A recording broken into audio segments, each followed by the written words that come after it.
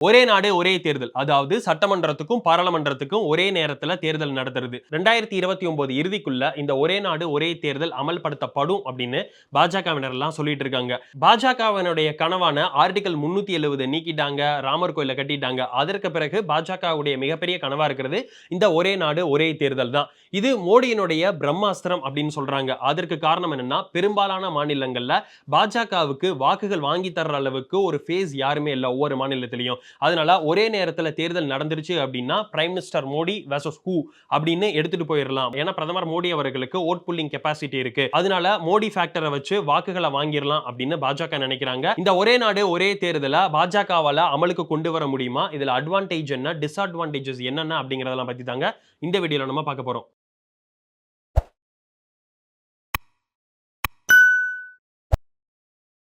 பாஜகவை பொறுத்த வரைக்கும் இந்த ஒரே நாடு ஒரே தேர்தலை எப்படி பாக்குறாங்க?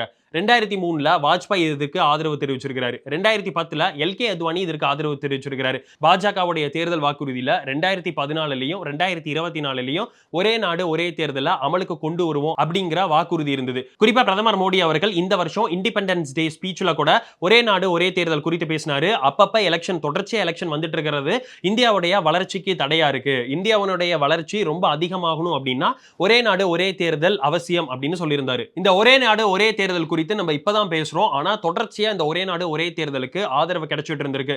1993ல இந்தியாவுடைய தலைமை தேர்தல் ஆணையம் ஒரே நாடு ஒரே தேர்தல் நடத்தணும், பாராளுமன்றத்துக்கும் சட்டமன்றத்துக்கும் ஒரே நேரத்தில் தேர்தல் நடத்தினாதான் எங்களுக்கு சுலபமா இருக்கு அப்படின்னு அவங்க சொல்லியிருந்தாங்க. அதே மாதிரி 1999ல இந்தியாவினுடைய சட்ட ஆணையமும் இதுக்கு ஆதரவு தெரிவிச்சிருக்காங்க. 2018லயும் இந்தியாவினுடைய சட்ட ஆணையம் ஒரே நாடு ஒரே தேர்தல் நடத்துறது தான் இந்தியாவுக்கு நல்லது அப்படின்னு சொல்லியிருக்காங்க. அதே மாதிரி 2015ல parliamentary standing committee on law and justice இவங்களுமே ஒரே நாடு ஒரே தேர்தலுக்கு ஆதரவு கொடுத்திருக்காங்க. இப்ப இந்த ஒரே நாடு ஒரே தேர்தலை விரைவில் அமல்படுத்துவோம்னு பாஜகவினர் சொல்றாங்க இல்லையா?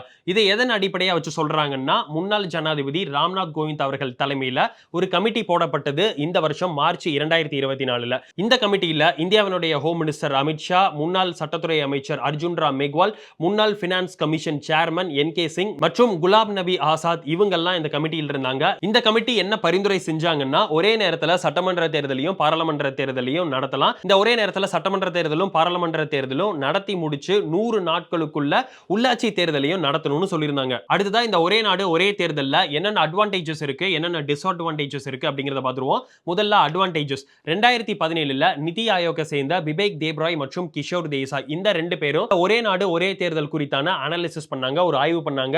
அவங்க என்ன சொல்றாங்கன்னா, ஒரே நேரத்தில் தேர்தல் வைக்கிறதன் மூலமா பணம் அதிகமா சேமிக்கப்படும். 2019 பாராளுமன்ற தேர்தல்ல சுமார் 60,000 கோடி ரூபாய் செலவிடப்பட்டிருக்கு.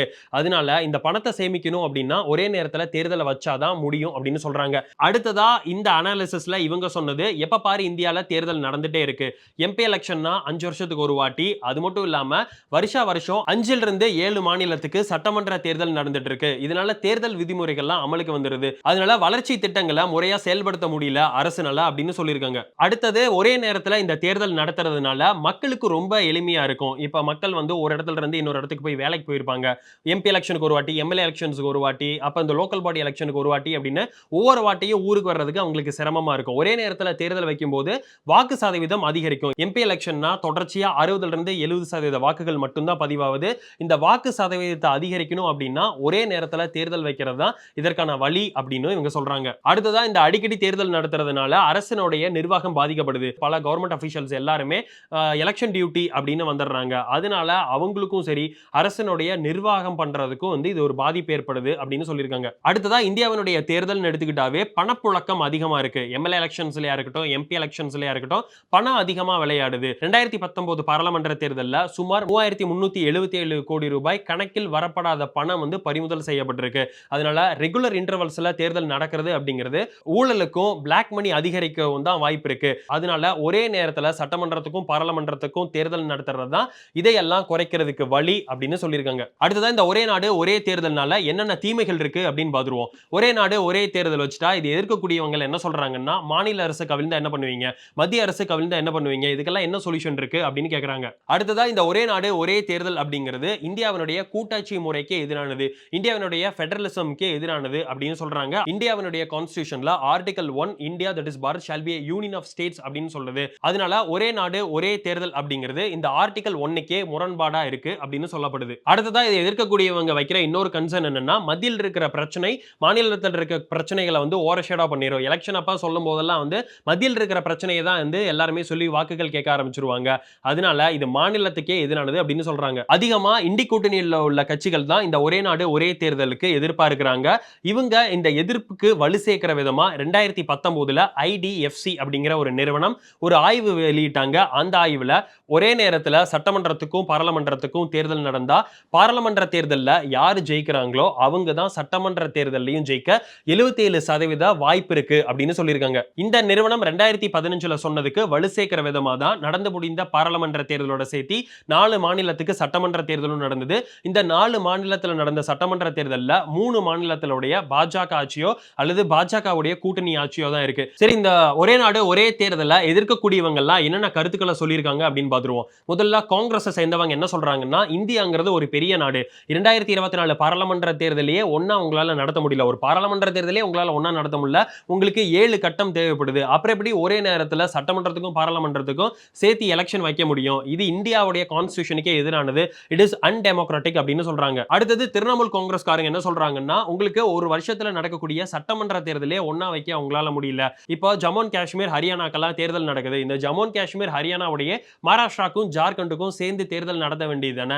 இதுவே உங்களால பண்ண முடியல. பின்ன எப்படி ஒரே நாடு ஒரே தேர்தல் சாத்தியம் அப்படின்னு அவங்க கேள்விகள் எழுப்புறாங்க. இறுதியா இந்தியாவினுடைய முன்னாள் நிதியமைச்சர் மற்றும் காங்கிரஸ் சேர்ந்த ப. சிதம்பரம் அவர்கள் என்ன சொல்றாருன்னா, பாஜகவுக்கு மெஜாரிட்டி கிடையாது, மைனாரிட்டி ஆட்சி நடத்திட்டு இருக்காங்க. குறைஞ்சது அரசியலமைப்புல ஆர்டிகல் 83, ஆர்டிகல் 172, ஆர்டிகல் 325, ஆர்டிகல் 327 இந்த ஆர்டிகல்லாம் வந்து சட்ட திருத்தம் கொண்டு வரணும். அதெல்லாம் பாஜகவால பண்ண முடியாது அப்படின்னு சொல்லியிருக்காரு. இந்த ஒரே நாடு ஒரே தேர்தலுக்கு இப்ப 32 கட்சிகள் ஆதரவு தெரிவிக்கிறாங்க, 15 கட்சிகள் எதிராக இருக்கிறாங்க. இந்த ஒரே நாடு ஒரே தேர்தல பாஜகவினுடைய கூட்டணி கட்சிகள் எப்படி பாக்குறாங்க அப்படின்னு பாத்துருவோம். தெலுங்கு தேசம் கட்சியை பொறுத்த வரைக்கும் அவங்களுக்கு 18 பாராளுமன்ற உறுப்பினர்கள் இருக்கிறாங்க. அவங்களுக்கு எந்த ஒரு கன்சர்னும் கிடையாது. ஏன்னா ஆந்திர பிரதேஷ்க்கும் இந்தியாவுடைய பாராளுமன்ற தேர்தலும் எப்பவுமே ஒன்னா தான் நடக்குது. அடுத்தது பெரிய கட்சி அப்படின்னா ஐக்கிய ஜனதா தளம். ஐக்கிய ஜனதா தளத்தினுடைய மிக முக்கிய தலைவர் சஞ்சய் ஜா அவர்கள் என்ன சொல்லியிருக்கிறார் அப்படின்னா, முழுவதுமா இந்த ஒரே நாடு ஒரே தேர்தலுக்கு நாங்க ஆதரவு தெரிவிக்கிறோம். ஒரே நேரத்தில் சட்டமன்ற தேர்தலும் பாராளுமன்ற தேர்தலும் சேர்ந்து நடந்தாதான் இந்தியாவினுடைய வளர்ச்சிக்கு வழிவகுக்கும் அப்படின்னு சொல்லியிருக்காங்க.